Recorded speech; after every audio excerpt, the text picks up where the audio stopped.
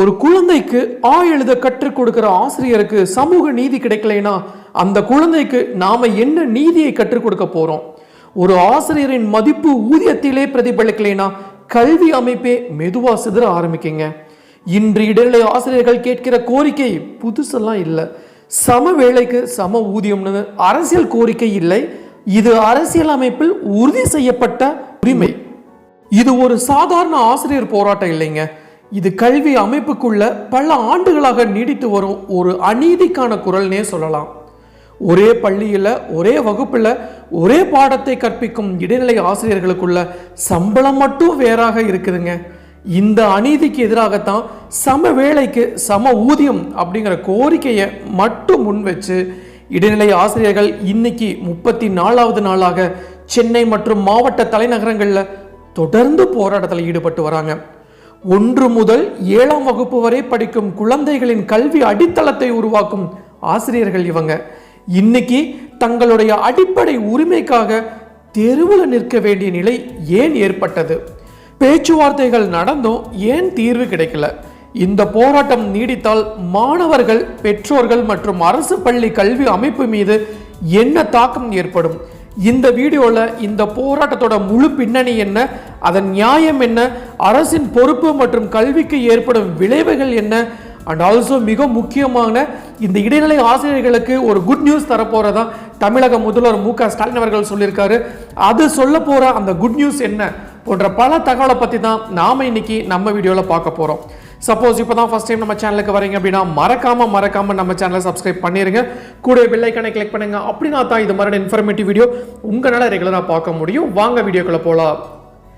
இன்னைக்கு தமிழ்நாடு முழுவதும் குறிப்பா சொல்லணும்னா சென்னை மற்றும் மாவட்ட தலைநகரங்களில் 34வது நாளாக நடைபெற்று வரும் இடைநிலை ஆசிரியர்களின் போராட்டம் என்பது ஒரு சாதாரண கோரிக்கையே இல்லைங்க.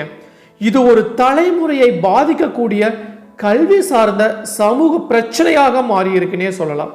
சம வேலைக்கு சம ஊதியம் என்ற அடிப்படை உரிமையை முன் வச்சு தான் இடைநிலை ஆசிரியர்கள் இன்னைக்கு தெருக்கல்ல நின்று போராட வேண்டிய நிலை உருவாகி இருக்கு.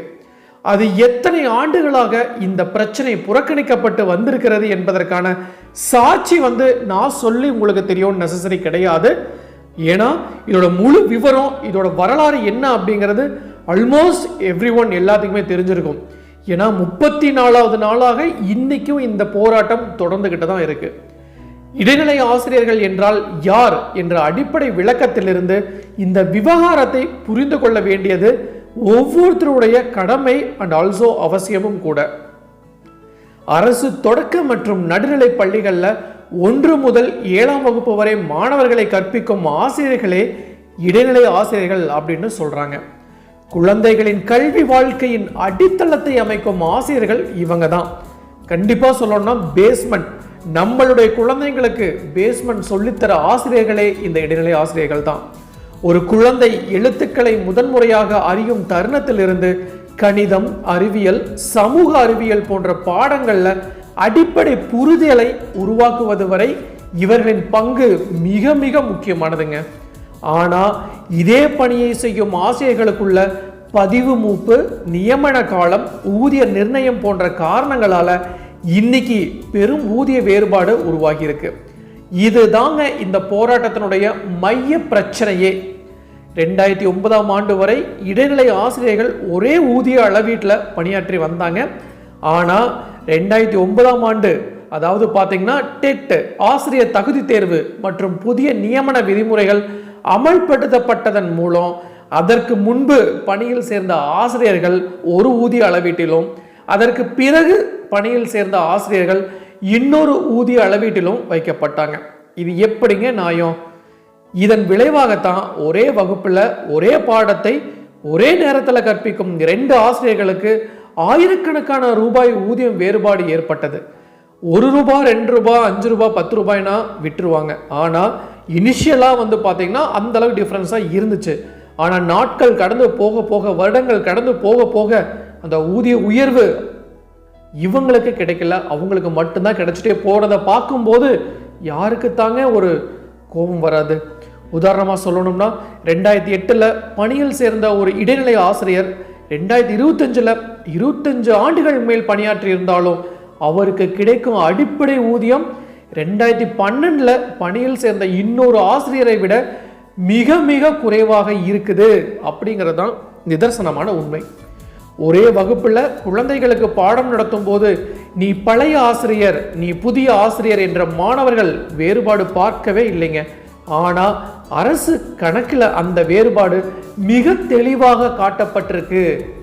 இந்த நிலையை எதிர்த்து தான் இடைநிலை பதிவு மூப்பு ஆசிரியர்கள் இயக்கம் எனப்படும் SSTA அமைப்பு கடந்த டிசம்பர் 26 முதல் தொடர்ச்சியான போராட்டத்தை நடத்தி வராங்க. கிட்டத்தட்ட பார்த்தீங்கன்னா 34 நாட்கள் கடந்தும் தீர்வு கிடைக்காதது இந்த கோரிக்கையை அரசு எவ்வளவு அலட்சியமாக அணுகிறது என்பதை சுட்டுக்காட்டுகிறதே அப்படின்னே சொல்லலாம். இந்த போராட்டத்தின் போது பார்த்தீங்கன்னா பள்ளி கல்வித்துறை அமைச்சர் மாண்புமிகு அன்பில் மகேஷ் பொய்யாமொழி அவர்கள் சார்பில் பேச்சுவார்த்தை நடத்தப்பட்டது. ஆனாலும் அந்த பேச்சுவார்த்தையில பார்த்தீங்கன்னா எந்த உடன்பாட்டுக்கும் வராமல் முடிஞ்சு போச்சுன்னே சொல்லலாம். ஸோ ஆசிரியர்களின் பிரதான கோரிக்கை ஒன்றே ஒன்று தான், சம வேலைக்கு சம ஊதியம். இது புதிதாக கோரிக்கை அல்ல. நாங்கள் வேற எந்த கோரிக்கையுமே உங்க முன்னாடி நாங்கள் வைக்கல. எங்களுக்கு கிடைக்க வேண்டிய உரிமை தான் நாங்கள் கேட்குறோம். சம வேலைக்கு சம ஊதியம் அப்படிங்கிற கோரிக்கையை மட்டும்தான் உங்க முன்னாடி நாங்கள் வைக்கிறோம். இது இந்திய அரசியல் சட்டத்தின் 39D கட்டுரையில உறுதி செய்யப்பட்ட அடிப்படை கொள்கை தாங்க இது. இந்திய உச்சநீதிமன்றமே பல தீர்ப்புகள்ல equal pay for equal work என்பது ஒரு அடிப்படை உரிமை என்று தெளிவாக கூறியிருக்கிறாங்க. ஸோ உச்சநீதிமன்றமே கூறியிருக்கிற இந்த விஷயத்தை ஏன் தமிழக அரசு இப்படி மெத்தனம் காட்டி மறுத்துட்டு இருக்காங்க அப்படின்னு தெரியல.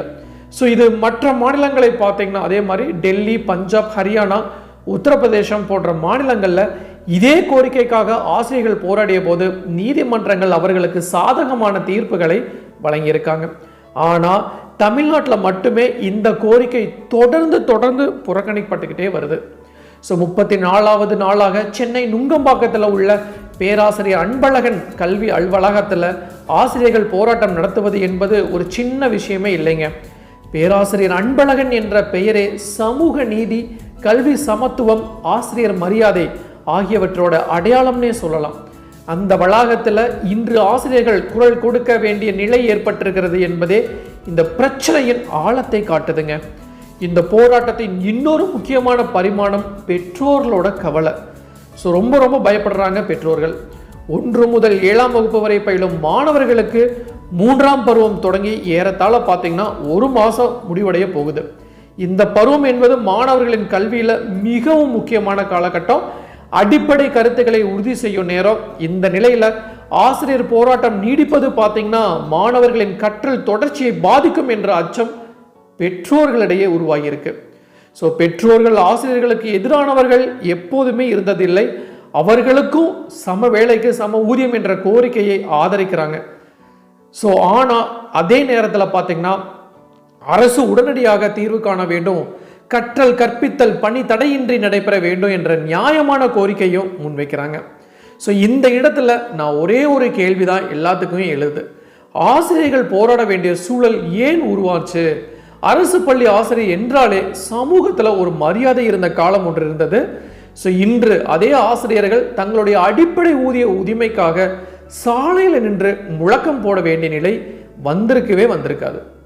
ஸோ ஒரு ஆசிரியர் தினமும் காலை பள்ளிக்கு வந்து வகுப்பறையை சுத்தம் செய்து குழந்தைகளை வரவேற்று பாடம் நடத்தி மதிய உணவு திட்ட கண்காணிப்பு செய்து அரசு வழங்கும் பல்வேறு பணிகளை செய்து மாலையும் வீடு திரும்புறாங்க.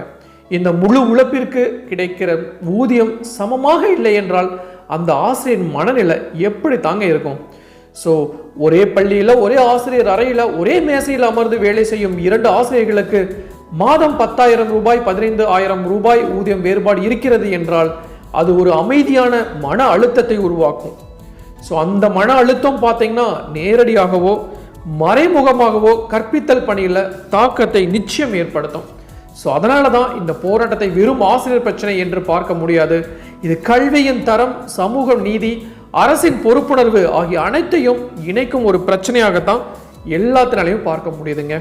ஸோ அண்ட் ஆல்சோ தமிழக முதல்வர் மு க ஸ்டாலின் அவர்கள் இன்னும் கொஞ்ச நாளைக்குள்ள நான் ஒரு பாசிட்டிவான விஷயம் உங்களுக்கு நான் தரப்போகிறேன். இந்த பட்ஜெட்டில் நான் இடைக்கால பட்ஜெட்டில் கண்டிப்பாக உங்களுக்கு பாசிட்டிவான விஷயம் கிடைக்கும் அப்படின்ட்டு உறுதி அளிச்சிருக்காரு.